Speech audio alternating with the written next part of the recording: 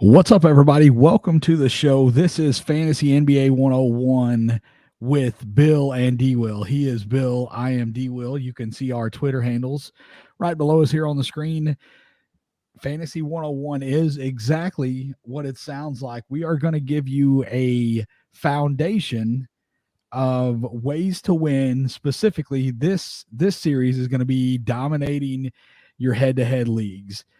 Will is the host of the All Rookie podcast. I cover the Memphis Grizzlies. At Ethos Grizzlies is my show, the All Rookie podcast again for Will. And both of us are longtime fantasy players. Dan reached out to me and he said, "Hey, can you guys get together and put some entry level fantasy stuff together?" So that's what we're here to do. Will, I'm going to bounce it to you. You hadn't said anything yet. How long have you been playing fantasy basketball? I mean, it's been at least a decade. I can't track the exact number, but I mean, it's been forever since it got really popular. But normally I started playing points leagues. So we'll get into that as well. There's points leagues and there's category leagues. And, category leagues are the big thing now. Once you get more experience, you want to get into category leagues. More as a beginner, just for fun, scoring leagues are so much fun. Yeah, it's definitely a different dynamic. I myself have been playing for somewhere in the vicinity of 15 years or so. I'm just like you. I can't go back and point out, this was the year that I started, but I know that I've been playing for a long time.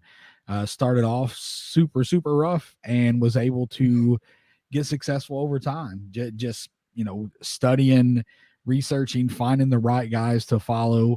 And if you're here on the Sports Ethos page, you have found the right guys to follow.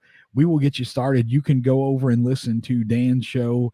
He is Dan Bespris is who I'm referring to. He is on Twitter at Dan Bespris, DanBesbris. He hosts Fantasy NBA Today here at Sports Ethos, and he goes in depth.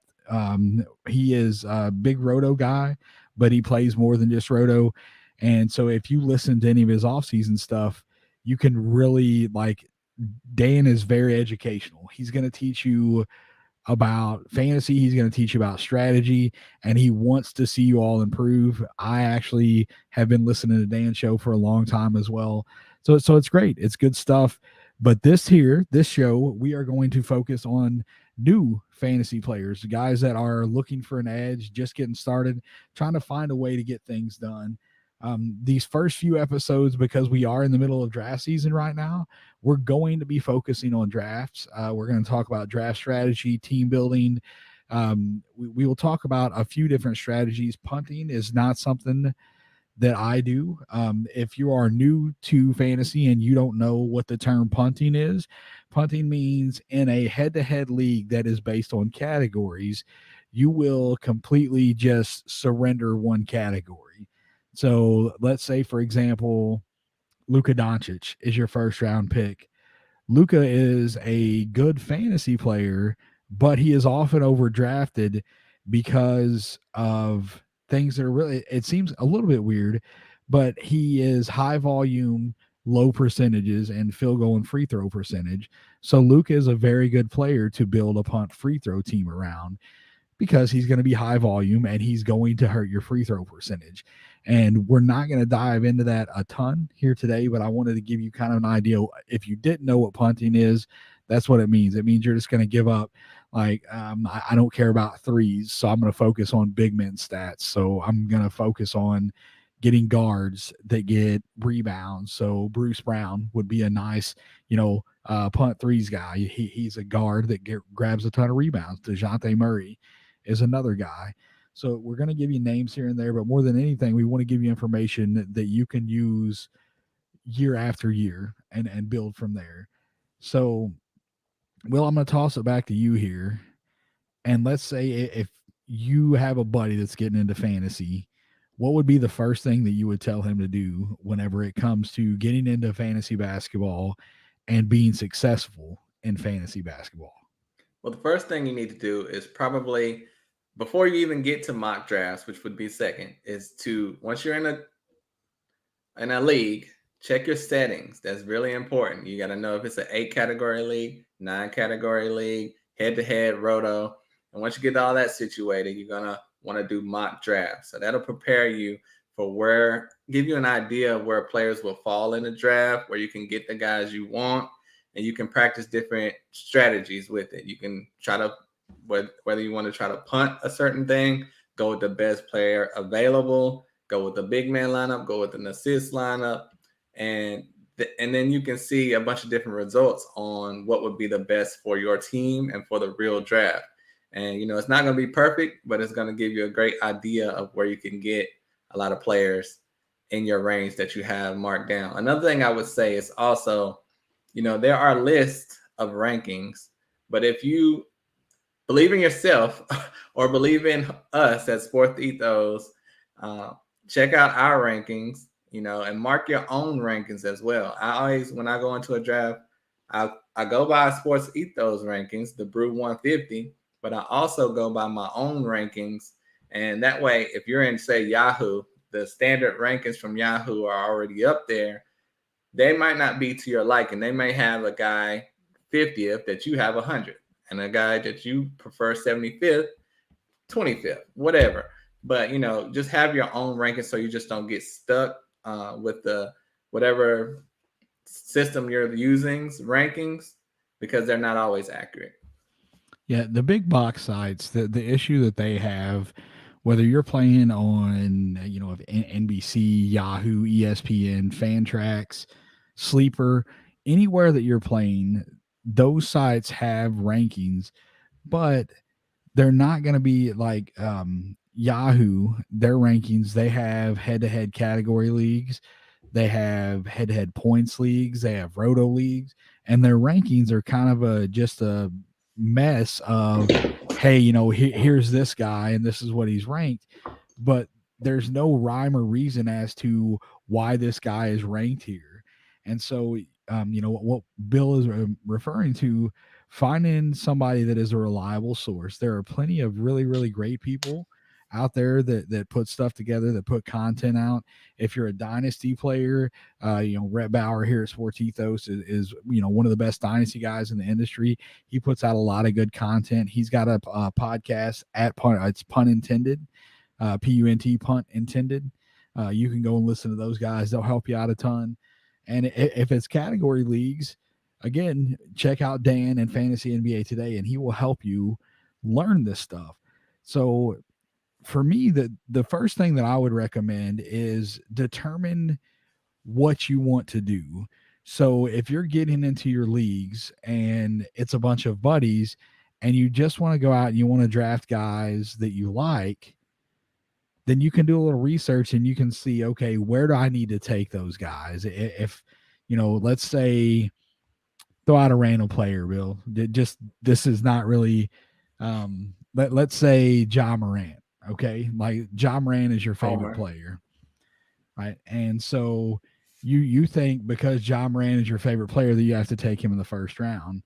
Ja Morant, whenever it comes to fantasy, is not a first round talent right now. That could change. He can improve in some areas and he could get to first round value.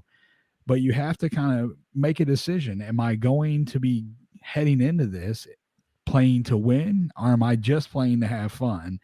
And then if you're just playing to have fun, you can go out and you can draft whoever you want, and just roll with it. If you win, you win. If you don't, you don't. No big deal.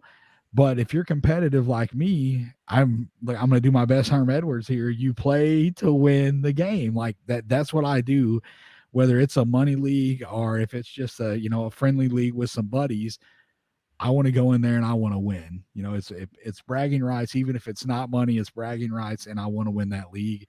I will periodically try different strategies, but the way that I approach it is research, and Will kind of Bill alluded to that a little bit, talking about the ranking boards. And when you're first getting into fantasy, you're not going to have the knowledge to go out and make your own board. And that's where you can rely on guys in the industry, the Brewski 150, following Dan on Twitter, following us on Twitter. We talk, we have conversations. And if you want to follow us after the show, if you're watching this, our Twitter handles are right under us.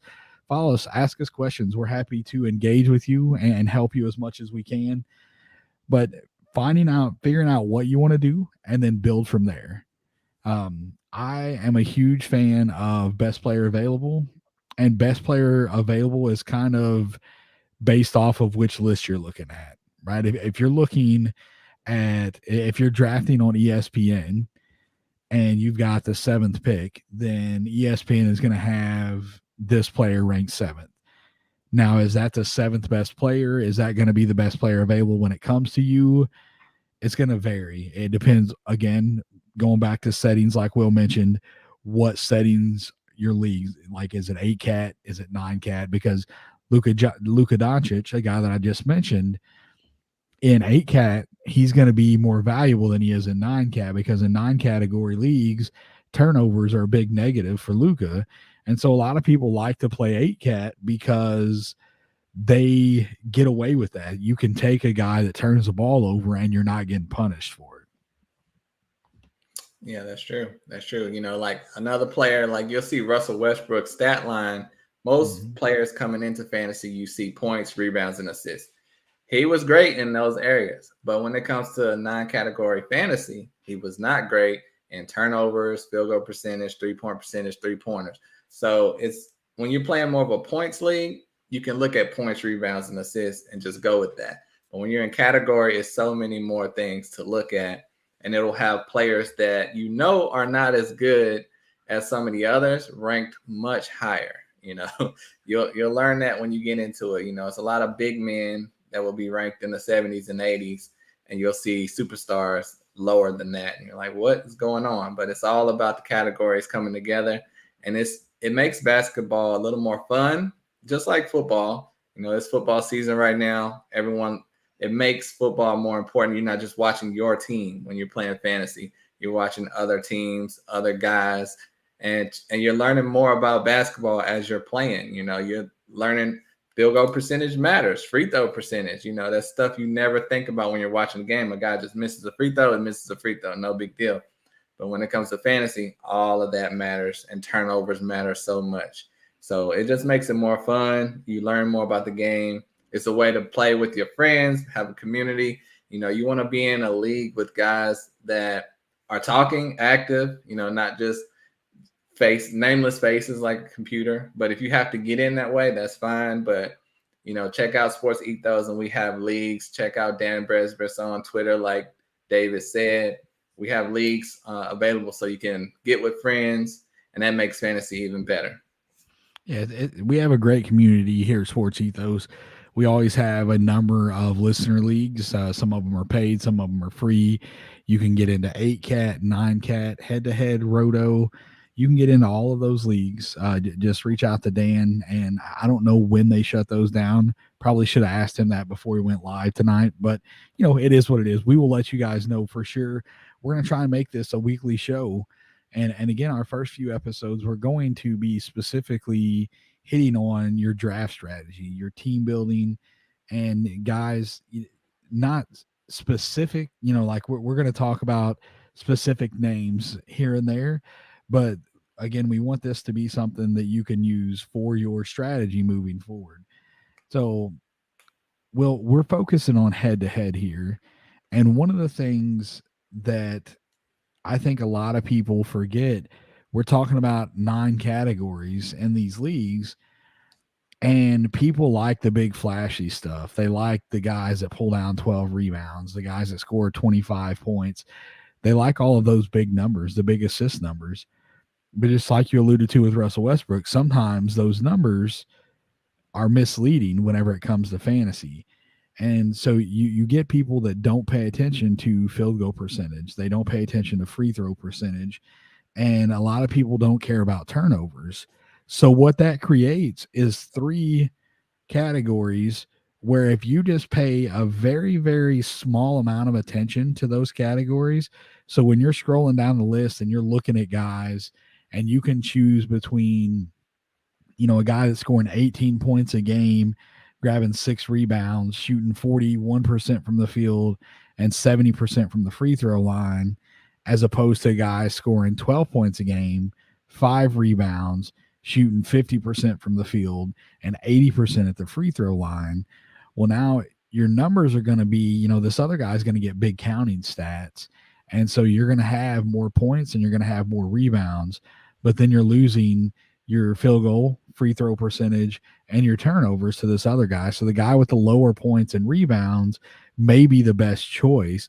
And that's what comes with when you're analyzing these rankings, when you're looking at, whether it's the Brewski 150, or, if you're looking at one of the free lists, if you're looking at whatever site you're using to run your fantasy league, if you're looking at their pre-ranks, you can always go in and look at their stats and see where they're at and say, okay, I need a big man. Do I want to take Jakob Pertl? I've got a really, really good free throw shooting team right now. If I take Jakob Pertl here, he shoots like 50% from the free throw line. That's going to be a huge hit. Do I want to take that risk, or do I want to take somebody? And I'm just going to throw a name out there. These guys are pretty far apart on the board right now, but like, say Jonas Valanciunas, those guys, they're not that far apart on the board right now, but that's not of relevance. Like, Valanciunas is going to not block as many shots as Pirtle, but his free throw percentage is going to be significantly better. And so that makes him probably the better choice. So you can build a well-rounded squad, and that's what I always tend to do, going best player available. I pay attention to how many turnovers this guy's going to have, how many, like what's his free throw percentage. Percentages are a big deal. You can win if you can build a strong team with your percentages. If you have a solid field goal percent and a solid free throw percentage, a lot of times the rest of the stuff will kind of come along with it. That's 100% true. And, if you are just getting into that, let me go ahead and announce the 8 main categories. And then there's a 9th as a bonus that a lot of people use. The 8 main categories are points, rebounds, assists, steals, blocks, 3-pointers, field goal percentage, and free throw percentage. And turnover is the one that is included in some leagues and some are not. And, that's one of the easier things to punt as well. But, it's just a matter of what type of league you want to play in, and a lot of this could be overwhelming to learn with the categories, because you're like, man, I got to draft. I only have a minute. I got to focus on these categories. It may be easier to start on a points league because it's a little bit more relaxed, laid back, and it'll introduce you to fantasy. And then from then on, you move into category leagues and you'll be able to know more about the players and factor in those things. But for the most part, the category leagues, when it comes to drafts, you're going to have a group of guys, maybe 5 or 6 guys, every time you're picking, that you're going to have evaluated pretty similarly. And by their previous year stats, I would go by that. And then based on your team, what you've already drafted, if a guy averages 1.5 blocks, another guy 1.3, 1.1, and then you go by field goal percentage on a couple of other things, a very slight categories will help you discern the difference between those 5 or 6 guys ranked together, as well as positions that you already may have drafted on your team. So it's a lot of small intricacies in category leagues. And like, for instance, in a points league, I remember I dropped Mitchell Robinson, and I told a guy that played category leagues, and he was like, "What? You dropped Mitchell Robinson?" I'm like, "He's not that good." But in category leagues, he is that good because those blocks that he puts up are super important. Those rebounds are super important. In a category league, not so. I mean, in a points league, that's not so important. Yeah, and that's, paying attention to your settings. You can go in and you can look. Homework is the biggest part of it. For sure. And here's the thing: there's a lot of people in this industry. We are 2 of those people, and we've alluded to Dan before. There's a lot of people that will do the homework for you. You just got to sit down and listen to it. So, we're happy to look through and say, okay, this guy is better than this guy, and you can look at the list and figure out which way to go.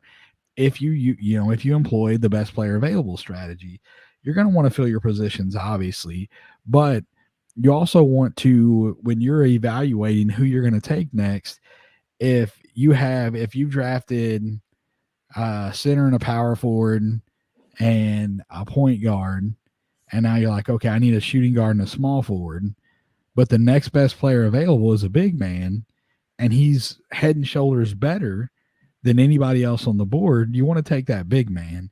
And a lot of times after the draft, you can work out strategy. If you finish your draft and you go back and you're looking at your team, you're like, oh man, I'm super weak in this area, and you went best player available, you can move one of those guys to help shore up the areas where you're weak at. And that's something, knowing which categories that you're going to be using in your league and knowing what you want to focus on, you can adjust accordingly after the draft. And if you just focus on best player available, I will always preach that, because that will work out for you more often than not, going best player available.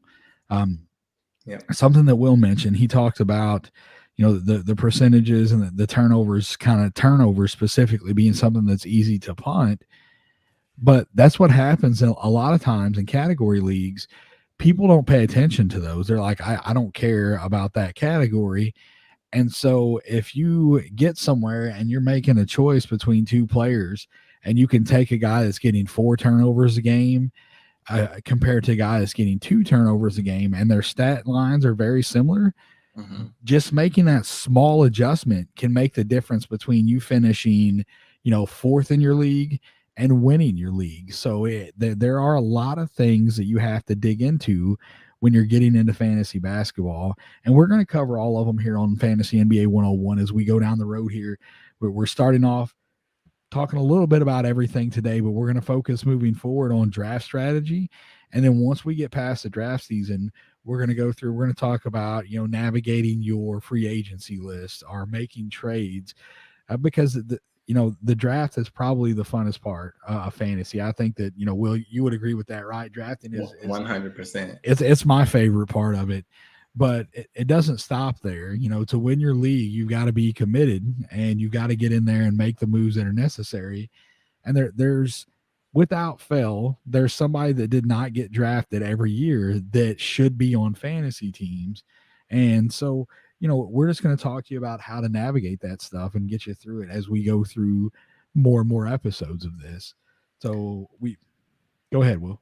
Yeah, another thing, Dan Bresbis preaches this, do not draft injured players that are coming into the season, and do not draft rookies if, they're going to be sketch. You could draft the first, second, or third drafted players in the rookie draft are normally okay. But I mean, some people just stay away from rookies altogether, stay away from injured players altogether.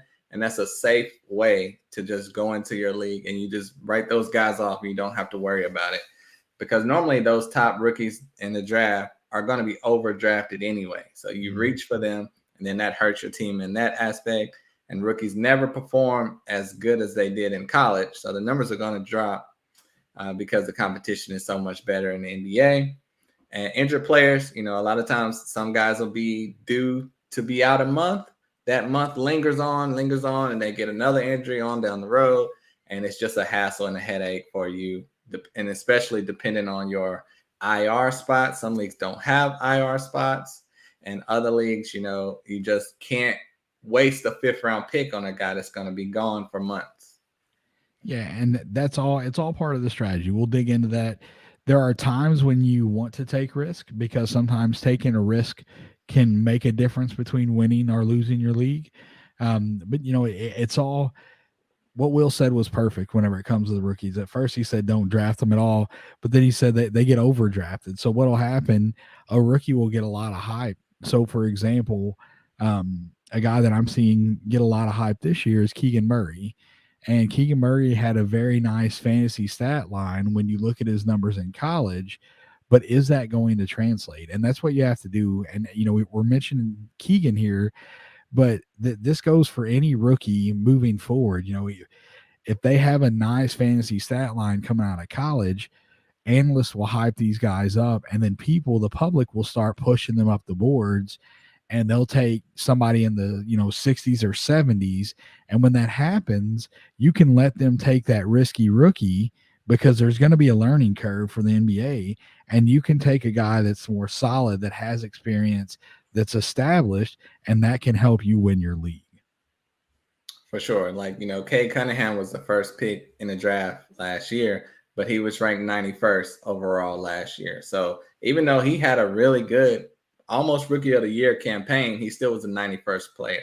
So if you're taking a guy that's the first pick, or in the fourth round or something, it's almost impossible that he's going to meet that value, no matter how good they are, because they're not the main guy on their team in the NBA. No, even though they're the first pick, the Orlando Magic have a lot of talent.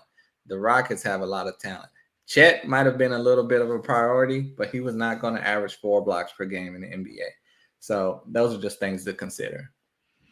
Yeah, value is key. When you are approaching your draft, determining where you can get the most value is going to win you the most leagues. So following the right guys, getting the right information, and putting it together. I listen to a lot of different people. I follow a lot of different fantasy analysts on Twitter, and I do a lot of my own work. And I just kind of put that together because what happens when you're listening to multiple different people, sometimes you can get bad information. That can absolutely happen. But a lot of these guys are super, super sharp. And so they may look at something differently than what you do or bring it into a light that you didn't think about before. And then you start digging in and you're like, okay, I didn't see this.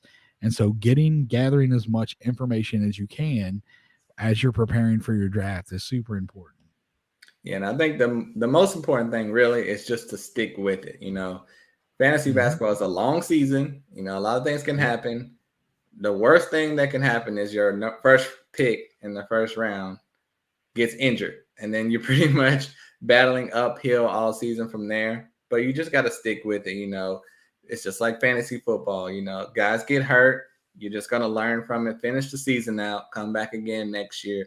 Don't expect to win your first year. It's going to be a learning curve, a learning experience. It's going to be fun. You're going to learn who to draft, what categories to look out for, and who to stay away from. Guys that even if a guy's healthy right now, if a guy is injured pretty much every year, some people stay away from the Kristaps Porzingises, the Anthony Davises. But if they fall to a spot in the draft where it's worth it, you can take that risk. Yeah, that is kind of an unspoken 10th category, durability. When it comes to head to head, when you're facing somebody head to head and you get into the playoffs, you want the best part of your roster to be healthy. And so when you have to decide between Karl Anthony Towns and Anthony Davis, do you want to take Karl Anthony Towns, who has been pretty much healthy the majority of his career, or do you want to take Anthony Davis, who has not been able to stay on the floor these last few years? And for me, the answer to that question is 99 times out of 100, it's Karl Anthony Towns. But that's something that you have to look into. If you're willing to take that risk, the quality of the players that you're playing against, not the quality of players that you're drafting, the NBA guys, but the other fantasy managers, that makes a difference. If you're playing in a hyper competitive league, you may want to take more risk, and those have to be calculated. If your entire team is risky, then you may be wasting money. If you go out and you're taking guys that have injury risk all through your first 4 rounds and then they do end up getting injured, well, then your team's really going to struggle. If you are safe for your first 3 or 4 rounds and you get to round 5 and a guy like Kristaps is still on the board, it's like, okay, my first 4 picks are pretty solid. I think I can probably afford to take this risk here because Porzingis is going to bring you about second round per game value. Then you can take those risks. So that, as we go through this series here, we're going to try and help build on this foundation a little bit. And we're going to be a little more specific going forward. We're working on a mock draft right now, and it's more about the strategy that we're using in the draft than the players that we're drafting. So we'll talk to you guys about that whenever we get it finished up. Don't know if it'll be on our next episode or the one following that, but we appreciate you guys tuning in. Keep tuning in. We're going to help you win fantasy leagues. Will is giving you terrible advice, saying don't expect to win your first year. Come over to Sports Ethos, follow us, watch these videos. If you are a more advanced fantasy player and this stuff is too basic for you, Dan Besbris and Steve Vidovich are doing more advanced stuff, and you can go onto the YouTube channel. You can find those guys over there. And look, we are here to help you win your leagues. We want you to win your leagues. We play to win our leagues, and so we're going to try and give you as much information as we can to help you guys do the same. We're going to go ahead and wrap it up and get out of here. I'll throw it back to Will before we go to see if he has anything else. But we will be back sometime later in the week with a more focused episode talking about draft strategy specifically. Right. And I just want to say thank you all for listening. I do want to give a shout out to Jordan Davis in the comments. He asked us, will we be interested in joining his Dynasty League startup? I think we both have our hands full with our leagues that we're in right now. But if you're able to join Jordan's league, comment to him, hit him up, and y'all can have a little connection there. But we appreciate everyone listening. And yeah, we'll have more for you next week. And check us out on our Twitters at NBA DWill21 for David and at William is Bill for me. Appreciate it. And don't forget, get all your fantasy basketball information on Twitter at EthosBK. EthosBK. Thanks, guys. Peace.